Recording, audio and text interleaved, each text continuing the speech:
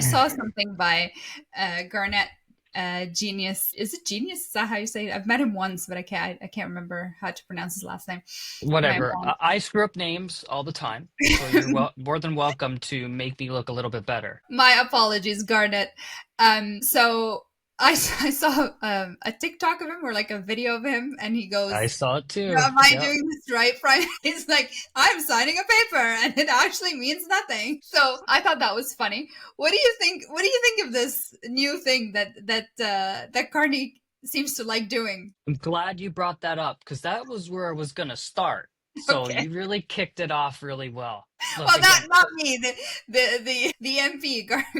Yeah, He just made me laugh today. I was like, wow, this is so funny. it was a funny video, and I was laughing out loud for sure. The interesting thing about the way he signed this order in council is that it looked like he was doing exactly what Donald Trump does when he signs an executive order. Canada versus the US, an American executive order actually has power. Mhm.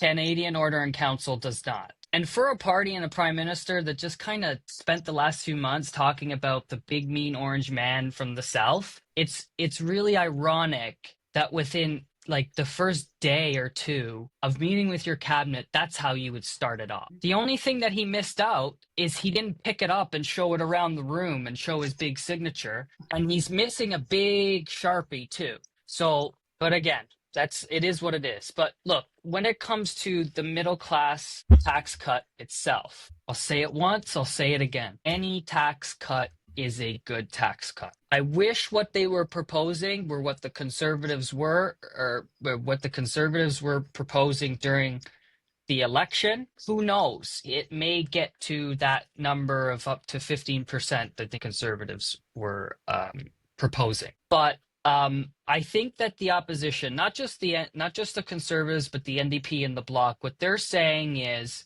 if this is a straight up bill that says it's going to be a middle class tax cut, it seems like he will get close to unanimous a vote on that. But if they're going to play games with this, and there are strings attached, and they're a funny business, and there's wedge issues thrown in there to throw conservatives off, to wedge them, um, then that's a problem. Mark Carney is a new prime minister.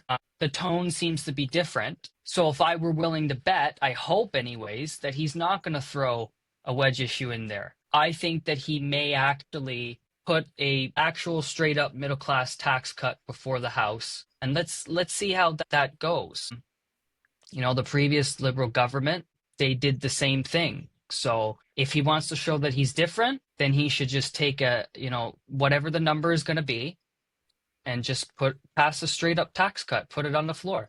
But I think the jury is still out on this one, just simply because like the bill hasn't been put on the table, so it can change. So there's two outcomes to this one. What do you think? Yeah, I agree. I think it's too early to really make a call on this. But I also agree with you within the current um, uh, climate that we're living through and the struggles Canadians are having. Tax cut is certainly welcome, but it's just the devil's always in the details, and we'll figure out what this bill looks like at the end of the day when it's actually proposed. Yeah, the whole order in council thing, he really needs to stop doing that, because it's going to get sillier as time progresses, and it's just not how our system works. Mhm. Right. And like, I don't know what the point of that is. You can just make an announcement that we're putting forward this tax cut. And it looks better.